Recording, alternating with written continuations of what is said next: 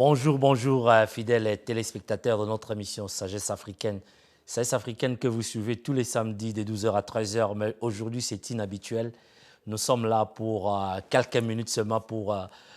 vous donner quelques précisions, les plus amples informations sur le programme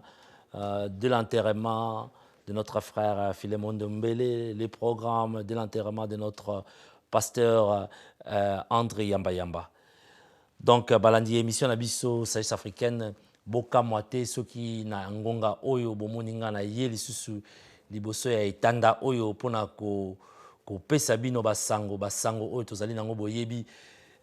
poso oyo ezali poso molai pona biso bana ya Londres, bana ya Royaume-Uni, bana ya monde entier awa en Angleterre vraiment tokozala likolo mutu likolo tozali na kati na mawa na biso to perdaki bandeko to perdaki ba frère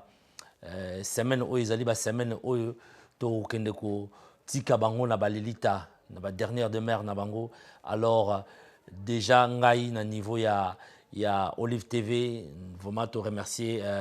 Mokolo Télévision, pasteur Joshua Olive Kesenkosi, na opportunité à Pesibiso pour te repesa ba précision ya ba mikolo oyo tozali nango lobby jeudi déjà toko banda ba cérémonie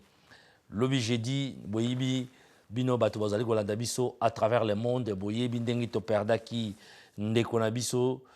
Philémon Ndombele oyo alelami monde entier. Philémon Ndombele oyo atangisi mpinzoli ya bana ya Angleterre, mpinzoli ya bana ya Londres, mpinzoli ya banda monde entier, mpinzoli ya bato ya Bwanya, mpinzoli ya ba mama, mpinzoli ya bana, pinzoli pasi na motema na kozanga ndeko Philémon atikaki biso. Alors lobby jeudi programme ezali boye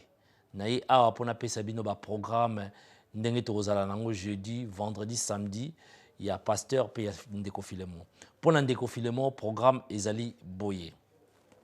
Lobby jeudi le 23 avril 2015 de 11h ngonga ezali 11h ti 15h nzoto ya mowei tokotala yango lobby na église oyo babengi église ya ba brésilien ezali situé na croisement ya High Road na Saint Anne Road na Tottenham N17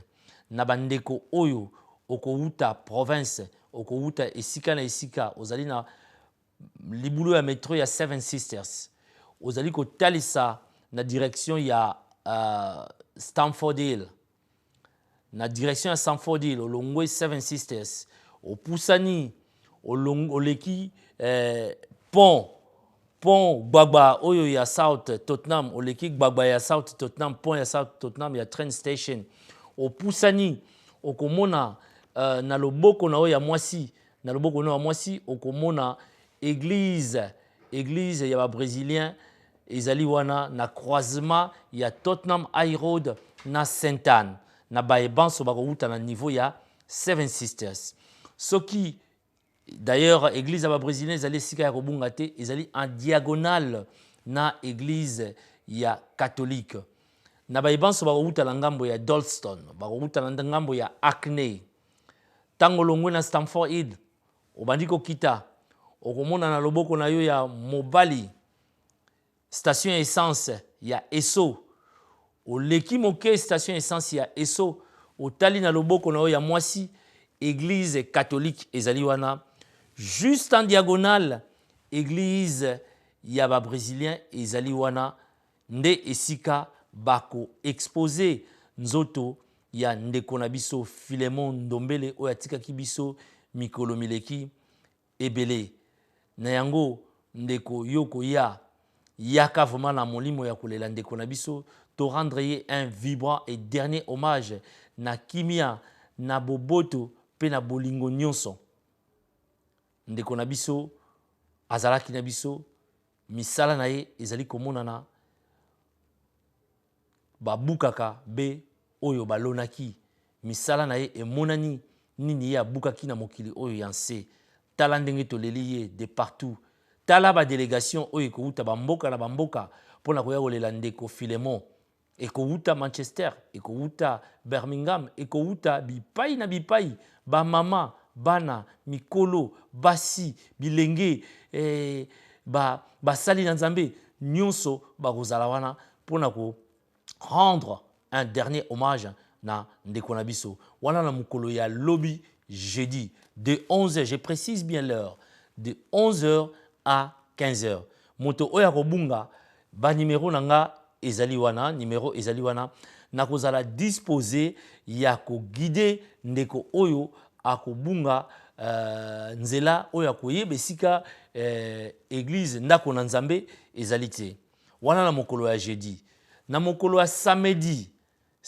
kaka oyo samedi le 25 samedi le 25 programme ezali boye na 9h30 biso banso tokutani na église oyo babengi Saint Edmond ezali na situé na Edford Road na Edmonton bato bayebi Edmonton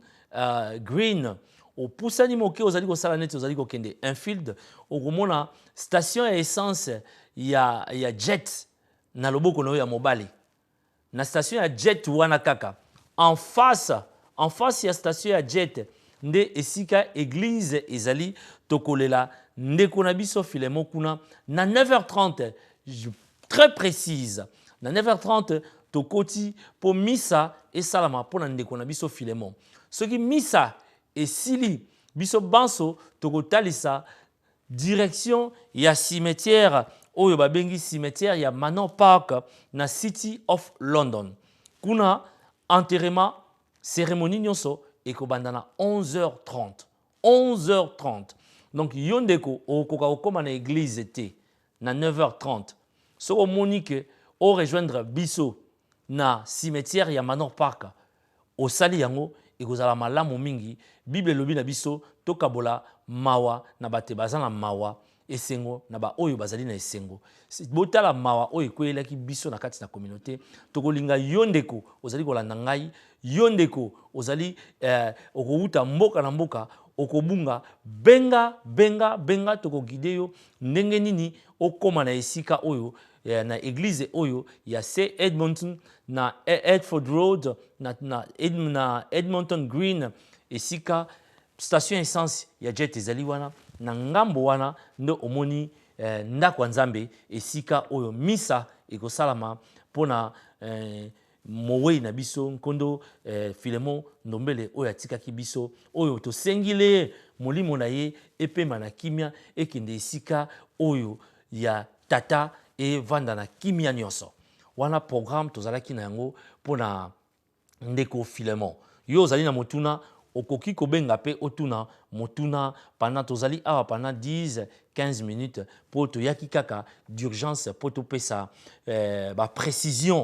précision ya cérémonie nyonso ndenge koleka lobby exposition de 11h à 15h na église aba brésilien situé na croisement High Road et Saint Anne Road na Tottenham samedi ndete kokotia nzoto na ye na Lilita na 9h30 tokutani na église na kuna na Edmonton Green mosika te esika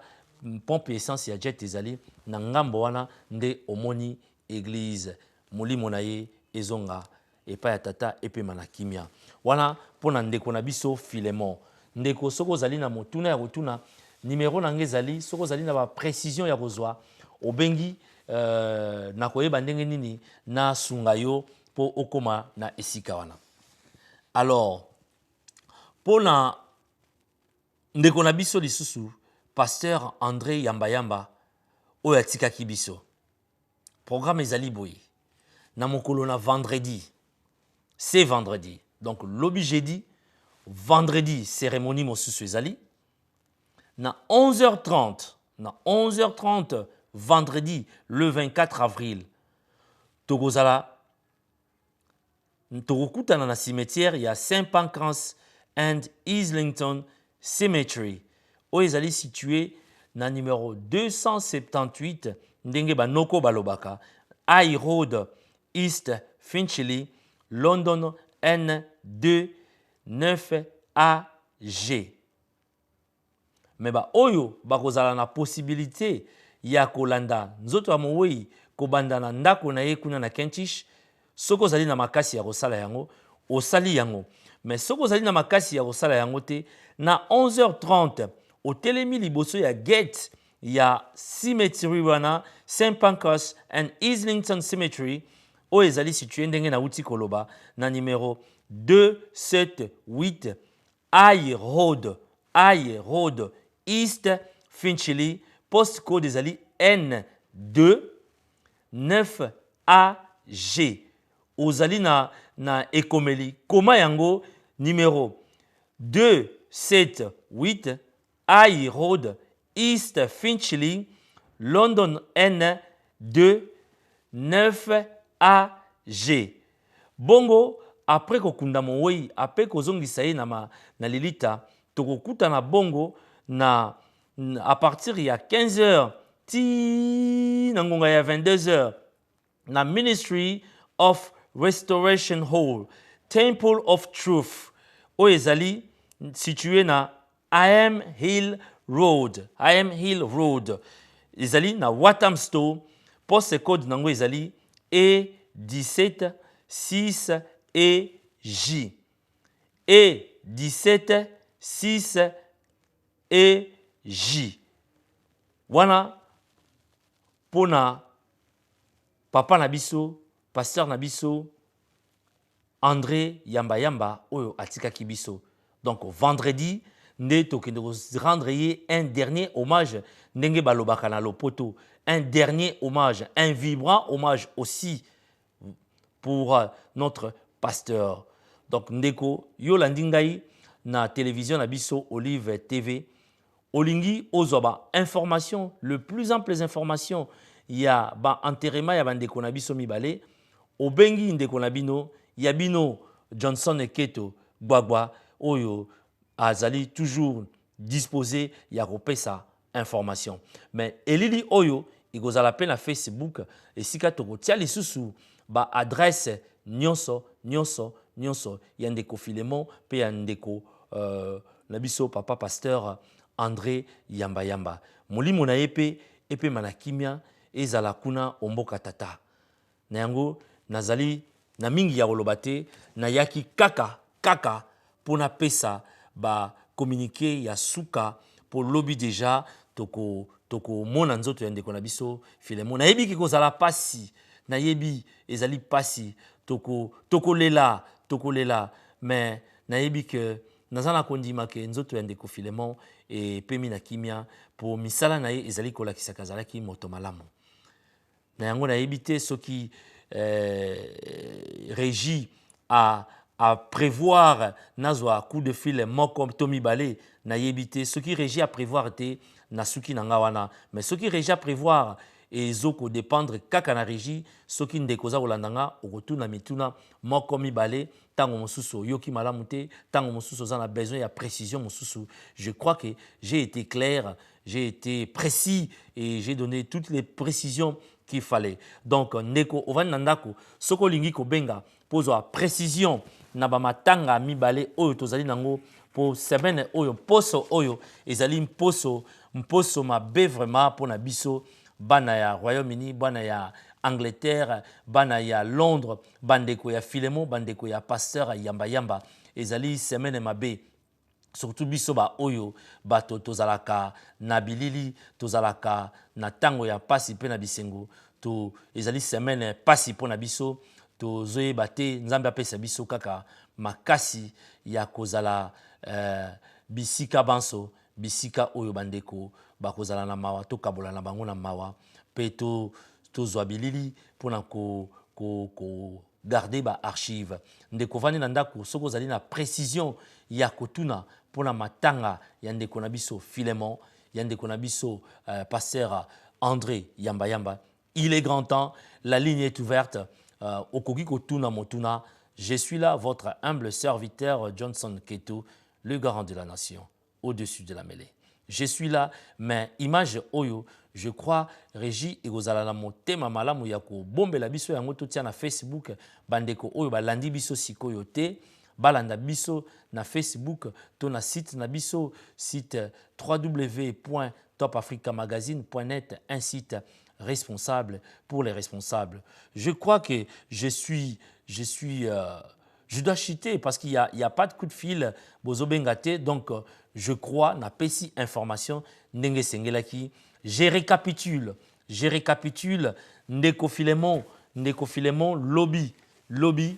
lobby tokotala nzoto na ye pe samedi nde tokozongisa ye na Lilita. Donc wana pona ndeko Filemon pona passer na biso nde totikali kaka na 5 minutes nazali kozela ndeko oyo olingi otuna motuna numéro ya studio ezali wana oyo en direct okoki kotuna pona pasteur na biso pasteur André Yamba tokozongisa nzoto na ye na Lilita mokolo na vendredi. C'est vendredi na 11h30 tokutani na cimetière ya Saint Pancras and Islington Cemetery oyo ezali situé na 278 ndenge banoko balobaka High Road East Finchley, post code ezali N29AG. G ya George, JT na lobi JT mais 2AG. Ozali na moi ekomeli okomi po obungate mais oyo azali na besoin azwa yango en forme ya texto to atanga yango na Facebook. Nazali moto oyo na se Facebook bokomona communiquer oyo kuna Johnson Keto Facebook misatu ezali wana oluki okozwa ba adresse nyonso pe na 15h ti 22h nde sika tokokutana pona ko remercier ba ebanso kabolaki mawana libota na yango ngai pe na mosalo nazali nango nazali ko remercier bino bandeko banso bo contribuer pona likambo oyo ekwelaki ndeko na biso Filemon pote akundama na boboto nyonso na kimia nyonso na dignité nyonso na bolingo nyonso. Vraiment na pesi bino merci, na pesi bino longonia boyende tolakisi bolingo to biso banso comme un seul homme lokola motomoko tozalaki wana, pas de distinction, pas de séparation, on était là tous comme un seul homme pona ko kangisa ko kunda ndeko na biso na vraiment na dignité nyonso azalaki mwana nsomi mwana bwanya ya mboka Congo yango esengaki ke to sunga ene wana na pesi bino longonia na pesi bino mokakoswa boyende toko koma communauté forte boyende toko koma mboka ya bwanya mboka ya lokumu ndenge moko pe epai ya ndeko na biso pasteur tozali ko remercier bino ba pasteur oyo bolekaki kuna bandeko nyonso bolekaki kuna pona kosunga libota vraiment nzamba za lokumu merci pona bino coup de fil ezali nango te. Je crois que j'ai été clair, je ne veux pas tarder ici hein, toti katango na Olive TV oyo to sengi pe bo soutenir tala ndenge bazali ko pesaka biso toujours tango poto lekisaka ba communiquer ya boye oyo ezali ko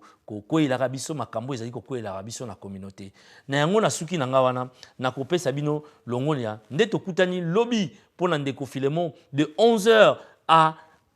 15h na yango nzambe azala na biso banso nzambe a fortifier biso apesa biso makasi tolekisa poso oyo semaine oyo weekend oyo apesa biso makasi vraiment tolela bandeko na biso na kimia na boboto pe na bolingo nyonso na suki wana tomonani lobby na 11h. Merci Olive TV.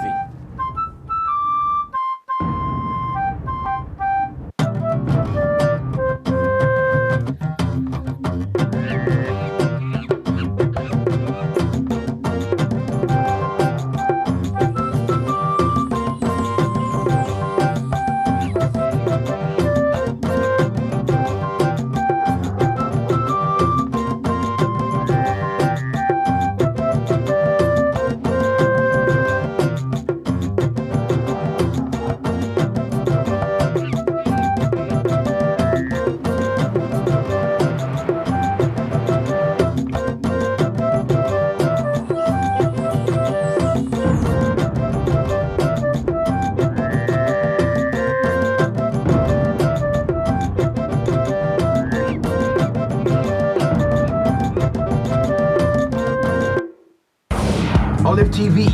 the international Christian channel. Introducing the next level of broadcasting, phone and iPad broadcasts, or any smart mobile phones. All you have to do, visit our official site, www.olivetv.uk.com.